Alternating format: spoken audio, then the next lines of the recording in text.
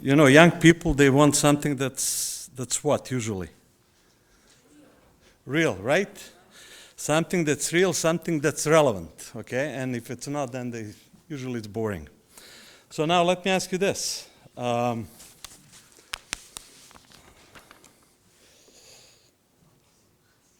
What would you do if Jesus now came through that door? If he became really real? What do you think? Where are the young people?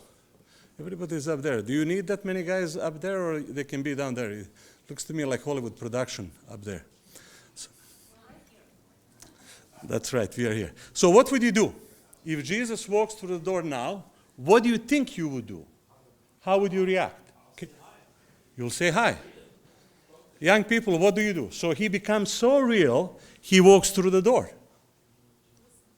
What would you do? Tell me. Something's going through your mind.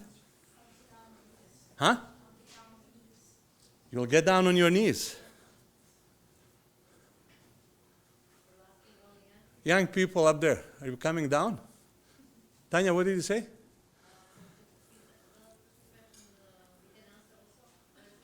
You can, you're young. So what would you do? What comes to your head? How would you react? He becomes so real because we are always asking, oh, we want God to be real. We want him, we want to experience him. So he comes through here. What do you do? How do we react? And you'll see why is that important for our study after. What would you do?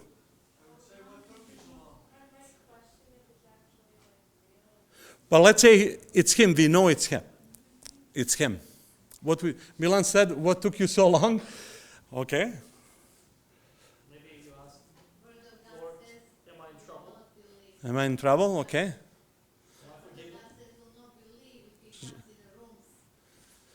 No, let's say, don't speculate. We know it's Jesus. He comes through here. What would you do? What would you do? You would run, give him a hug? Okay. I'd run to him, being eager to hear what he has to say. Okay. Break down in tears. Interesting. You tremble.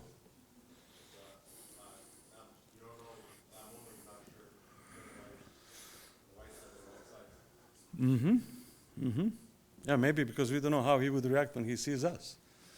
Yeah, so. I'd be almost like Thomas when he saw Jesus come and seriously doubting him, and then just being completely gobsmacked. To experience that reality, right? So today I want to spend some time so we can think, and it's going to be maybe 5-7 minutes longer than what I thought, but I'll try to go through it very fast. God as a concept versus God as reality in our life. So we live in culture that's shaping and changing very fast. We live in culture that's filled with all kinds of ideas. Some people say that today, who are analyzing the media and what are we bombarded with, they say before you had opportunity to choose between bad and good ideas. And they believe that today we are bombarded with so many bad ideas and very few good ideas that the options that you have is basically to pick just one that's not that bad, but not necessarily that good. So you are, one guy was more blunt, he said, you are picking from less and more stupid. We also live in a culture that is very individualistic culture. And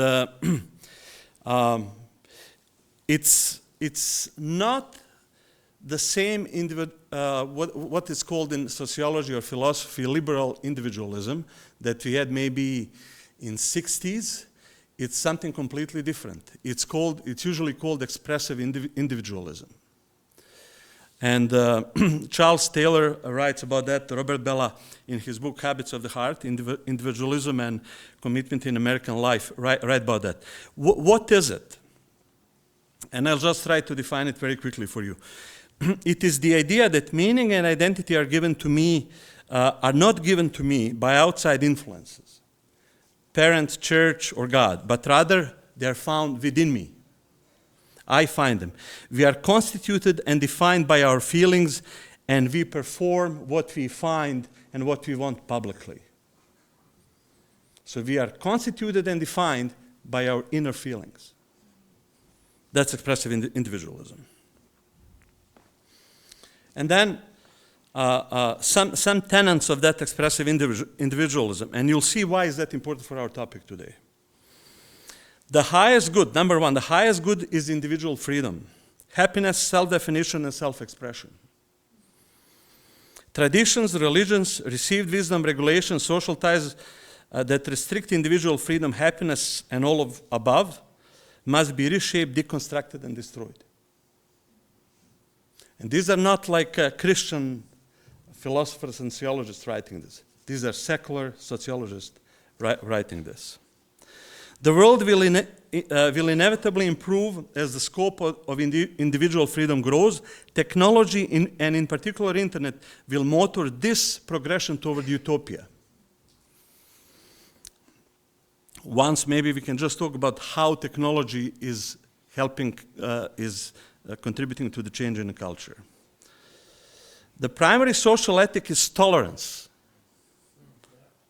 of everyone's self-defined quest for individual freedom and self-expression. Not love, see? It's a tolerance. Any deviation from its ethic of tolerance is dangerous and must be not tolerated. You see the logical problem here? Therefore, social justice is less about economic or class equality and more about issues of equality and tolerance. Humans are inherently good. Large-scale structures and institutions are suspicious at the best and evil at the worst. Forms of external authority are rejected and personal authenticity is lauded. Okay, why is this important? So, who has a phone with them?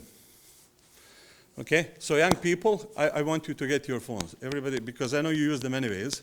So let's find Isaiah 6. I want to read Isaiah 6. Isaiah 6 from verses, let's say, maybe 1 to 13. And I want you to follow the verses as we go through them because yeah,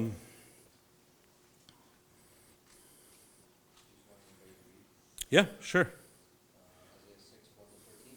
Yep. In the year that King Uzziah died, I saw the Lord, high and exalted, seated on the throne. This is correct? Mm-hmm. Okay. Mm-hmm. And the train of his robe filled the temple. Above him were seraphim, each with 6 wings. With 2 wings they covered their faces, and with 2 they covered their feet. And with 2 they were flying. And they were calling to one another, Holy, holy, holy is the Lord Almighty. The whole earth is full of his glory. At the sound of their voices, the doorposts and thresholds shook, and the temple was filled with smoke. Woe to me, I cried. I am ruined, for I am a man of unclean lips, and I live among a people of unclean lips, and my eyes have seen the King, the Lord Almighty. Then one of the seraphim flew to me with a live coal in his hand, which he had taken with the tongs from the altar. With it he touched my mouth and said, See, this has touched your lips. Your guilt is taken away, and your sin atoned for. Then I heard the voice of the Lord saying, Whom shall I send? And who will go for us? And I said, Here I am, send me. He said, Go and tell this people. Be ever hearing, but never understanding. Be ever seeing, but never perceiving. Make the heart of this people calloused. Make their ears dull, and close their eyes. Otherwise they might see with their ears, and hear with their heart. Sure. That's good enough. Thank you. So, did you follow the text? So Isaiah 6, this is very dramatic text, very dramatic experience for Isaiah. And when you read the commentaries, when they're trying to describe this, this is like shock and awe, as Americans would say.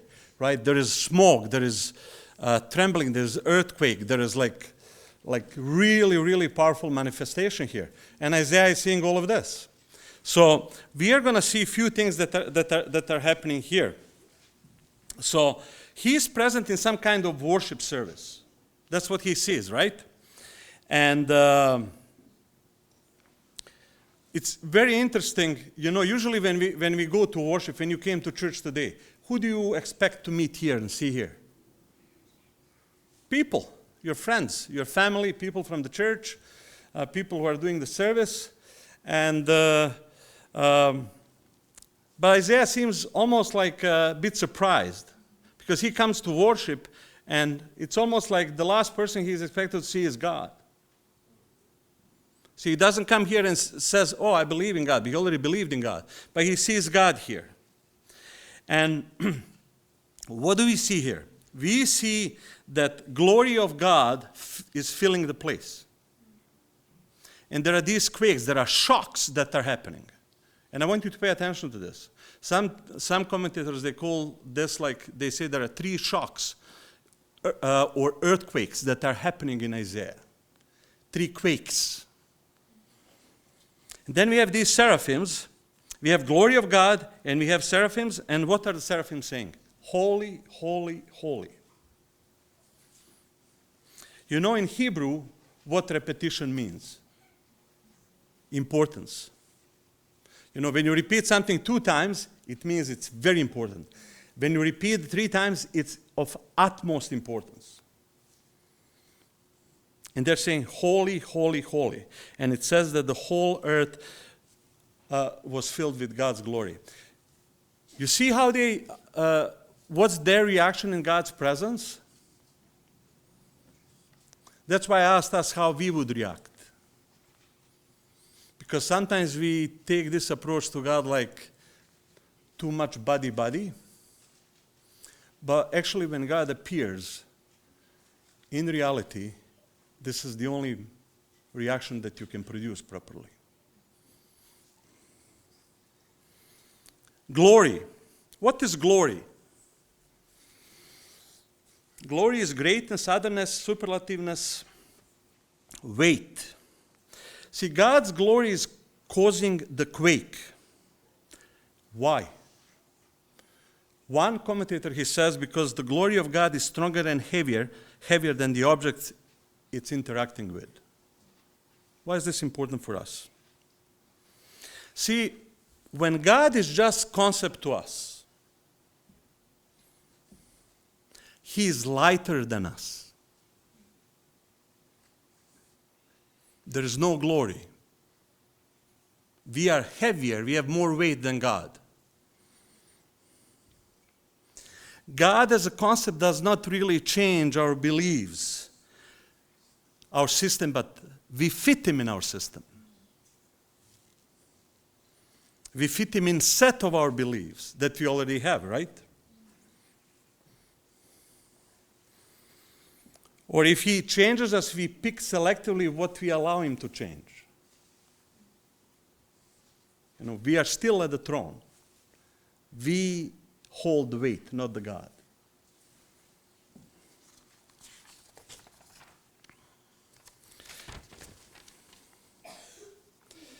They say that, actually, and this is very recent research, that for Christians, there is one term that they call the cultural moment, has more influence today in their daily life than actual Christianity itself. And what do they mean by that?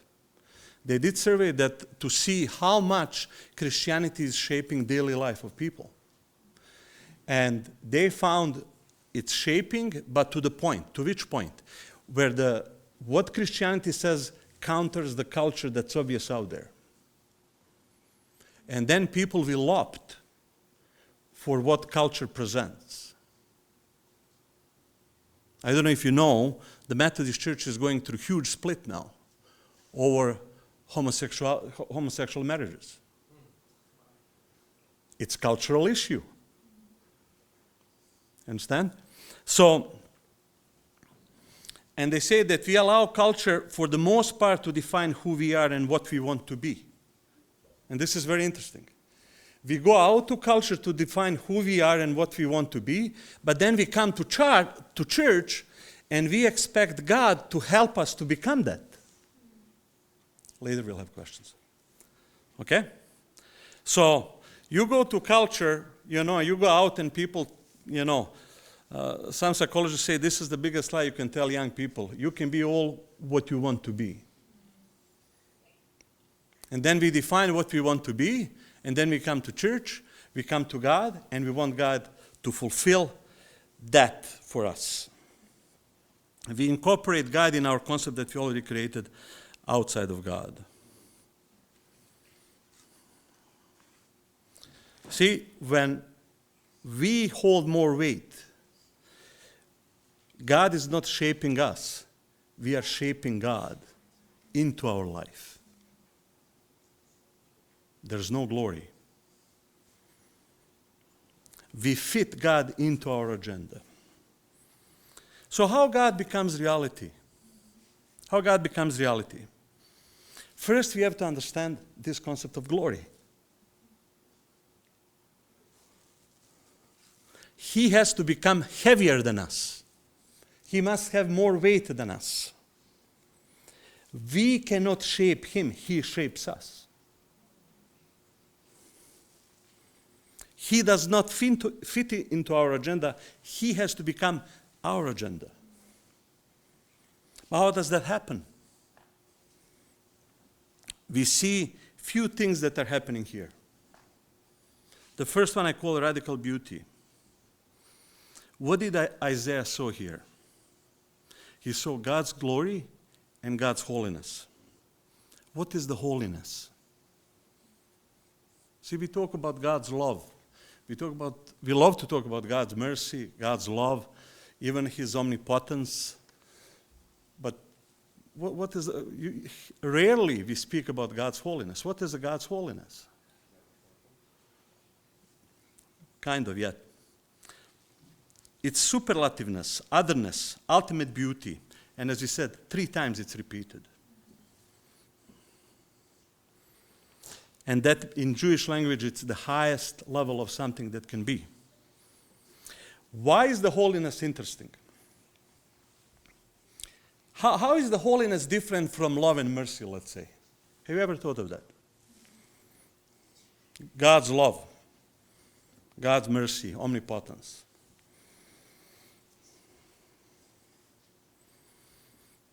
See, Jonathan Edwards has a very interesting thought on this, because I want to go fast. Maybe at the end, if you have some time, we can discuss some things. He says this: God's power, mercy, love can all be adored for us for very, very selfish reasons. They can be useful to us. But God's holiness is not in that category. See, when these seraphims are saying, holy, holy, holy, they are not saying that because God is useful to them, but because he's beautiful to them.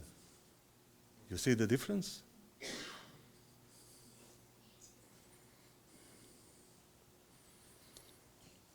I mentioned already, we allow culture to define certain visions for us, for our lives. And then with that imagination in our head, what we want to be, what we want our life to be, what is the ultimate, what we see as a happiness in life, we come to God, we ask him to fulfill that for us, and then when we find what we ask of him matching that, we call that God came through for us. He was real to us. He was relevant to us, and we call that experience with God. And it can be very misleading. And I blame us, who are a bit older than the younger and whoever is with more experience, maybe for preaching that to young people and to the kids. Because we set you up with false idea of God, with false expectations. So, not only that, then our relationship and our faith with God depends on that. is God going to help me fulfill my dreams? Where is he? I'm expecting him to do something he does not, and you know what's the outcome of unmet expectation? Disappointment. But not only that, even if you have some incidents, it becomes very unstable concept. Some psychologists believe it can lead to psychosis if you are really committed to that concept. Sincerely.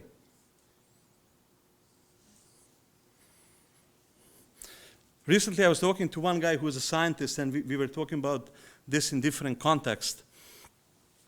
And how young people expect God to be real, like what we were saying, God coming through the door. And he had very interesting observation, very interesting point. He goes, what people want, actually, they don't actually know what they're asking for. He goes, you cannot survive God's manifestation. He goes, it's act of God's love not to manifest himself, because you cannot experience that and live after. How God becomes reality. The second element. The second element.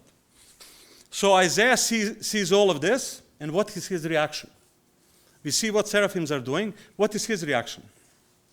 What did he say? Wow to me, he goes. We see they say the first quake is when everything that he sees is shaking. Okay, so remember that one. The second one, he is becoming undone. And he says, wow to me, I'm done. He's basically saying, I'm finished. And he goes, I'm the man of unclean lips, who lives among the people with unclean lips. Let's analyze this a bit. Who was the Isaiah? We know he was the prophet, right? But Jewish tradition says that he was from very affluent family closely related to the king. Jewish tradition says that Isaiah was great intellectual, artistic, and had great communication skills. And in oral culture, having great communication skills gives you power, gives you prestige.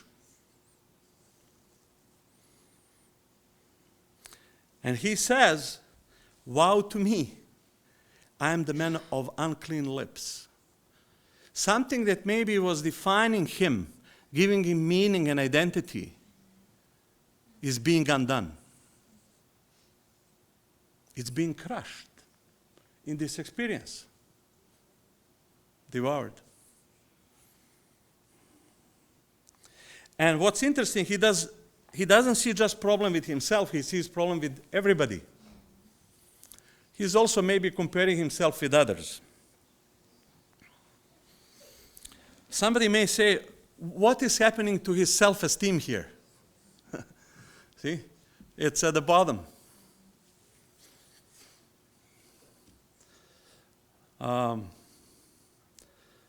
Self-esteem is another form of self-absorption. Don't worry too much about your self-esteem. Worry about how God sees you. Because he sees you the best. And we'll see this from this example here. So, he's comparing himself with other people, and he's including other people. I just want to mention something here. And Zoran was preaching about that actually last Saturday. So, we are also in culture that's very competitive. People get the idea of their life from other people. And I'm not saying it's bad to be inspired by people. But see, if you're competitive, you need to realize whatever it is you're competing in, there is always somebody that's stronger, that's bigger, that's faster, more powerful, or better looking. And you know what happens then? Again, psychologically, very unstable system. And it's easy to be a big boss in a small environment. You know? The village that has 50 people, you can be the fastest, right? Well, come to Toronto where there is 10 million people and be the fastest. Your ego is going to be crushed every day because you're going to see people who are more talented, who are faster. Right? We compare ourselves to others. And then when we compare again, we create that vision, and we want God to fulfill that vision for us. One side note. Be very aware of people that are comparing themselves to you and to other people. That's very dangerous. Rarely you can have a normal relationship with people like that, or deep relationship.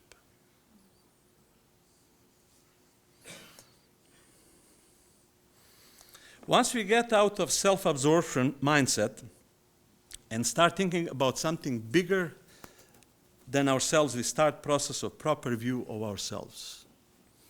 And this is what's happening with Isaiah here. We see with him, even his best part, his lips, he's saying is unclean.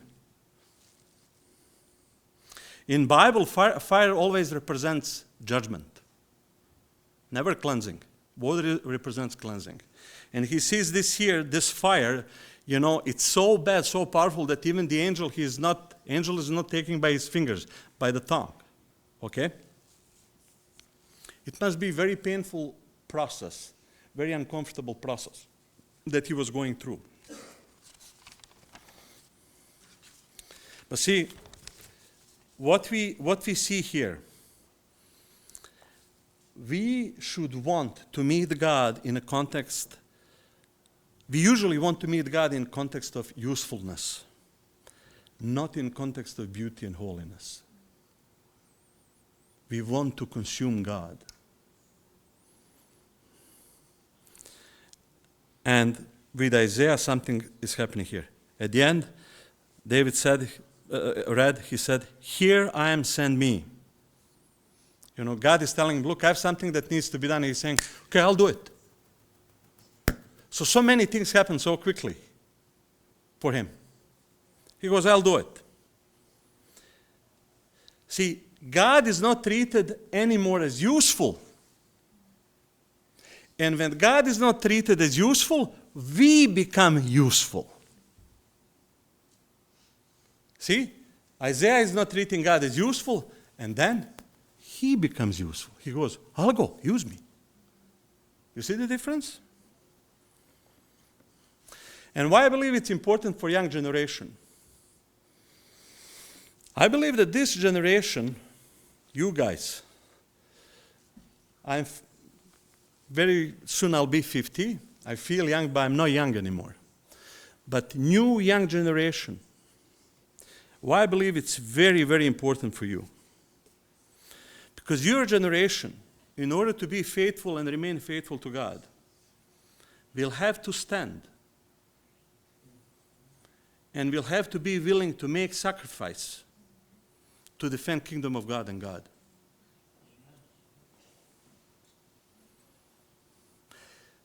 For your generation to be faithful to God, you will have to get to the point where you are not saying, how can God be used in my life, but how can God use me for his glory? And as we go longer with the time, it's going to be harder and harder for you because of the world we live in. So we had first quake. What was the first quake? Do you remember? When glory of God appeared and everything was shaking. Imagine if everything started shaking here. We would get scared, right? Have you ever experienced earthquake? Who experienced earthquake? Okay, good. How come the other, Mladene, where did you experience earthquake? Pa kako vi drugi niste? So you experienced earthquake? Yeah. My city, Banja Luka, had a huge earthquake in '69 before I was born. It leveled the downtown city of the city. And then later in '80s, when we were building our second house, I was 7, 8 years old. I remembered not as strong, but serious earthquake. That wasn't a joke. I could hear in the buildings, across the road, the dishes and everything falling down and breaking. So first earthquake, first quake that we saw was that one. The second is when Isaiah says, "Woe to me, I'm undone." And then I want to take you to one more earthquake. What was the biggest earthquake on planet that was ever experienced?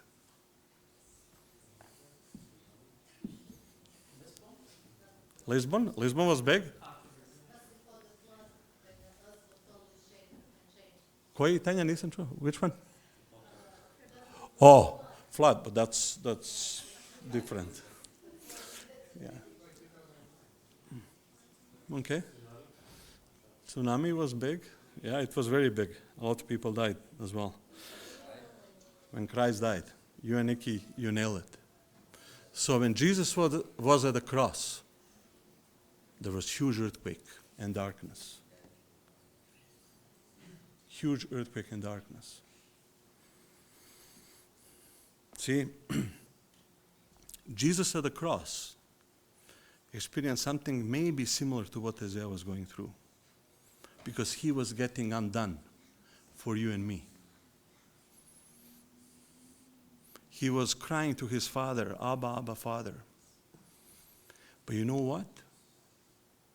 There was nobody to come and atone for his sins, because he was atoning for ours. The glory of God. The holy, holy, holy.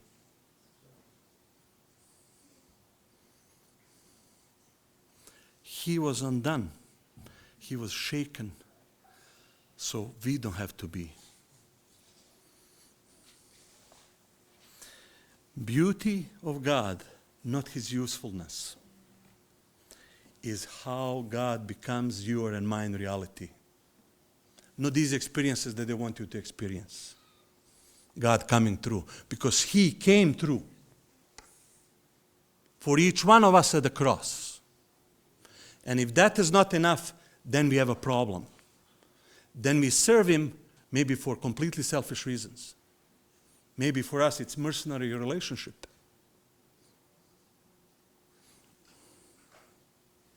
I want to give you one illustration. And I need paper for this. There was one big event in Colorado for top-notch Christian leaders from United States and Canada. And one lady, she had presentation. And this is what she did. This is our planet, Earth. This is Sun. Who knows what's the distance? What's the distance, kids, between Sun and our planet? I don't know by the heart. I had to write it down. Don't think I know it by the heart. Huh? 8 minutes. Takes for the light. No. Distance in kilometers. What is it? Okay. So it's 148 million. Okay, I converted to kilometers. I'm European, okay? So, and this is what she said. This is just thought experiment. Take this distance and we'll represent that distance with thickness of one sheet of paper. This distance, right? 148 million kilometers. And then she said, we'll take, if we take that this distance is one sheet of thickness of one sheet of paper, it's this, right? Then she goes, the distance between our planet and next star is going to be stack of paper that's 21.3 meters high. Do you understand the magnitude of this? This is not, maybe this is somewhere 20. So, and then she goes, okay, so that's that. So 21.3 meters high stack of papers. Then she goes, if we take the, prečni galaksiji, otišla mi je reč, diameter of our galaxy, and we measure that like this, diameter of our galaxy would be 500,000 meters. One galaxy. And you know what's a galaxy in universe? a speck, a nothing.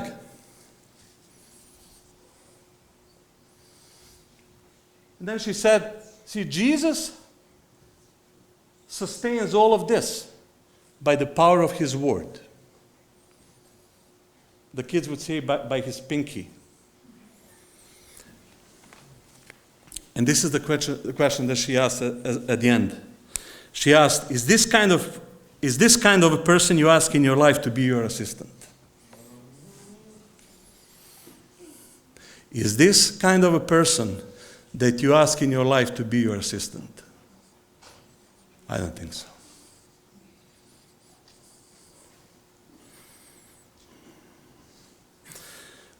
Why is this important?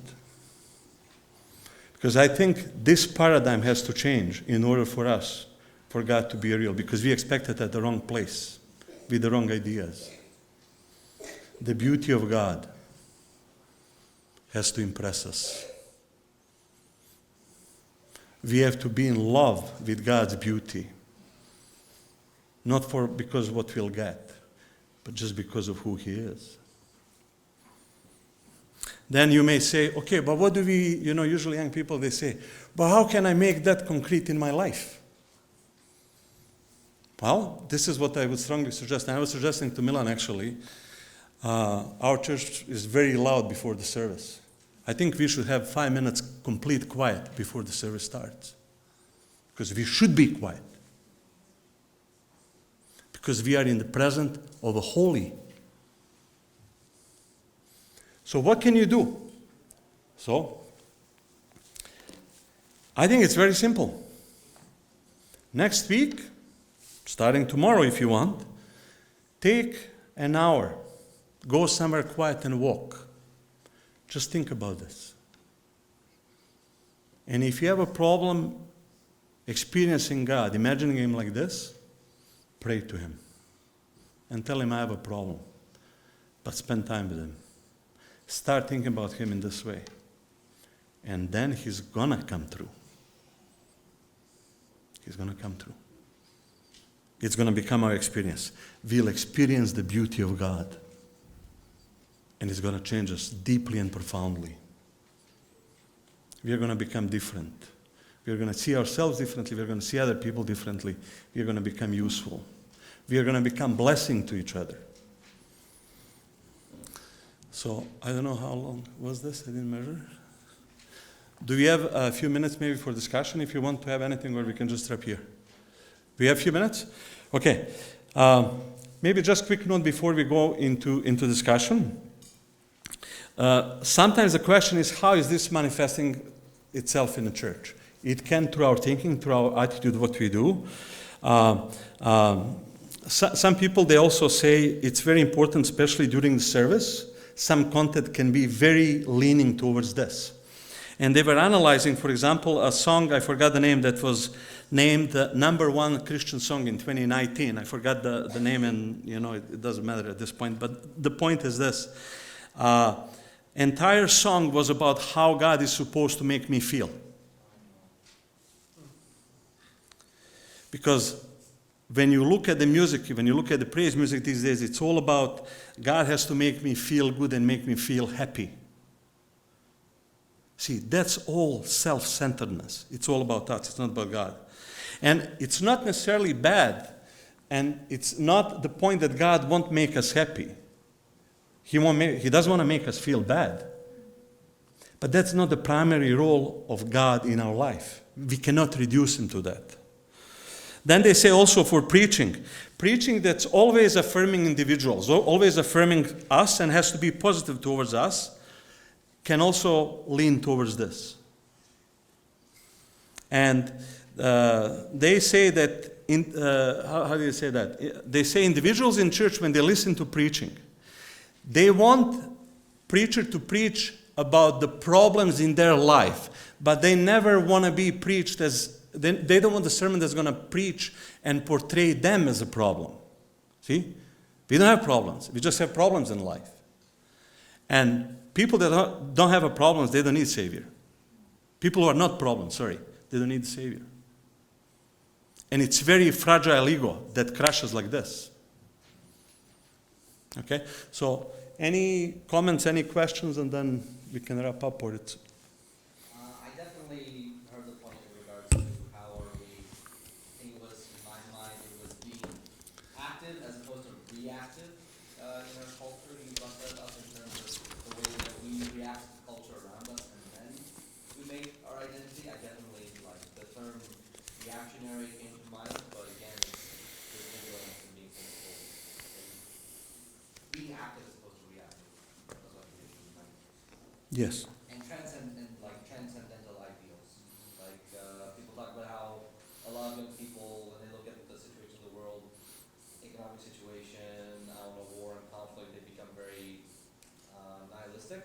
And so we lost the sense of like seeing the transcendental in the world or reality, as what he said that God is dead.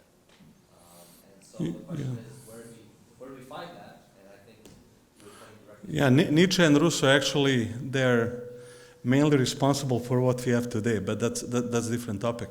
And yeah. And you have also, for example, when sociologists, and it's interesting to me that actually the secular people are nailing this 100%. Like Charles Taylor, he's Canadian. He's one of the best intellectuals that Canada has, I think, right now, although they put him in last century. He has some profound insights on secularity and everything. And looking at the church, he also noticed, he goes, we go and we help poor people just to feel good about ourselves.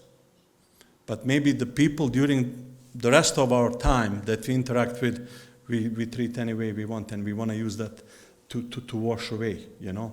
And he talks about that self-authenticity, and that process, how it develops, it's pretty much similar to this individual, expressive individualism. So, yeah. Nikki? One thing that stood out to me was thinking about spending that time alone in Yes. nature. And I think that's something we're being robbed of, and we need to actually prioritize that for our lives. And something that happens when you're in that time alone is that reflection of realizing how small I am in this big universe. And it made me think about like something that Bonnie will tell her clients. They're all talking about really hard things to them because they're directly being asked how you feel. And being forced to, at the end, she'll say, do something kind to yourself because it's going to be hard. And I think we live in a society where A, we're robbed of the time, B, we don't spend time in reflection, so we really do need to focus on spending that time in reflection, not just for spiritual health, it's for everything. Exactly. There's so much secular Exactly. stuff out there talking about to be able to develop a new idea, you need peace, quiet, and a space for deep work. So not just our spiritual life is suffering without that quiet time, everything. So Yeah.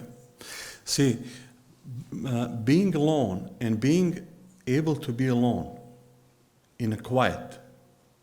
And I don't think that this is like, I think that people think that I'm introvert by my nature. See, I like my time alone. And I don't think it's a matter of personality, because in Bible we are called to that. Everybody's called to that. Quiet time and being alone. You find your own way. And allow God to reshape you. And ask God. See, for me it took years. And I shared this personal experience with some of you.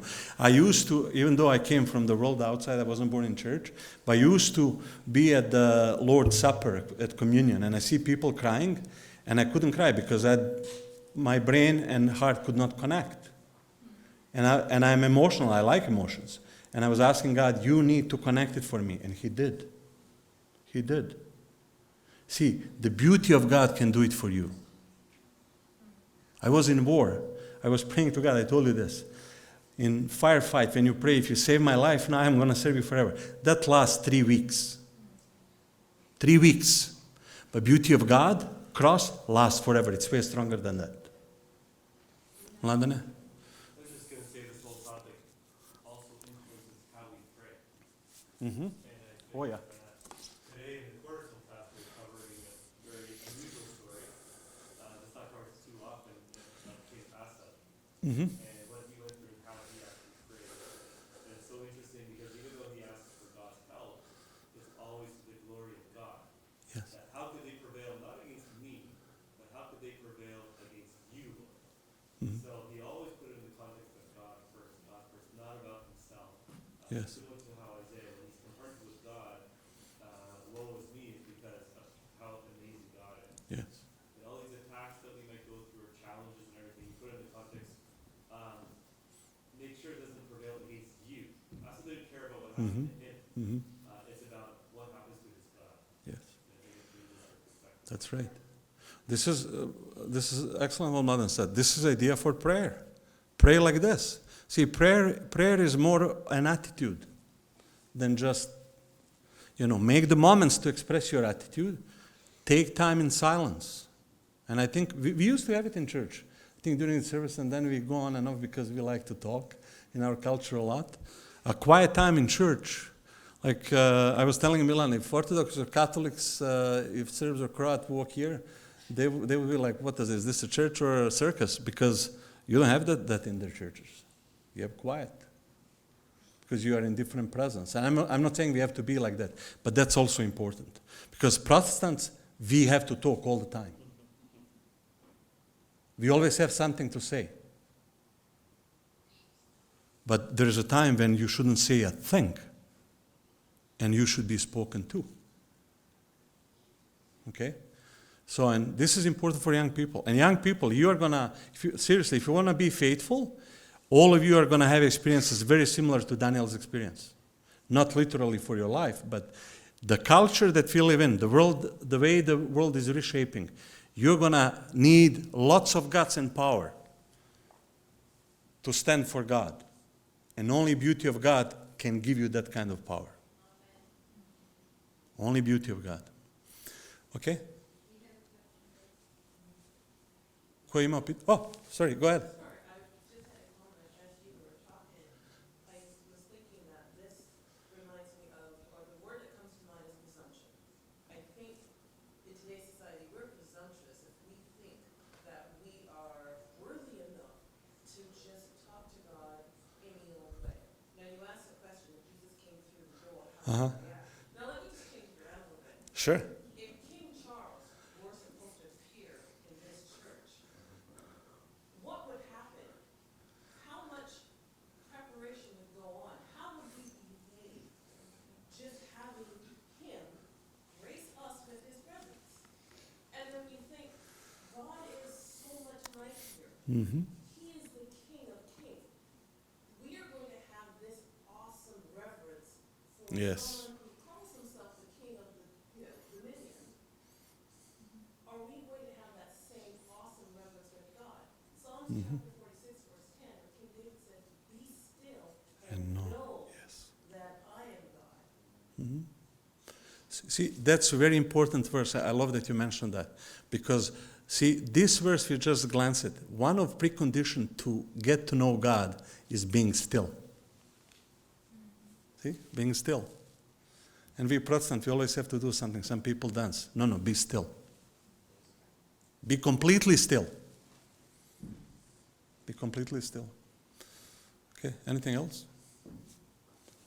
I just wanted to say, I was really like to say holy, but it made me think that, like, even the prophet felt impure in his presence, right? Mm-hmm. And so, like we say, we talk about that God is loving and this and that, but sometimes we forget that he's a pure, holy. I connect it with pure. Purity, something that Holiness, it is pure, but it's much more than that. See, the holiness, if you look theologically, I remember a few years ago I wanted to preach on holiness and I gave up. You know why I gave up? Because you cannot really define it. Because it's lots of things. And it's when you mention the holy, it's very interesting. You look at Revelation. You look anywhere in the Bible where we have the scenes of God being worshipped. People are not saying love, love, love. They're not saying mercy, mercy, mercy. They're saying holy, holy, holy. There is a reason for that. Because holiness is like, it's something that only belongs to God. We don't even know how to describe it. I think you can just experience it. And that concept is foreign to us, especially in today's culture. Like, sister, she mentioned the King Charles, and I'm glad I still lived in culture where authority was something. In this new culture, there's no authority. Authority is gone. Authority is gone. We are the authority for everything.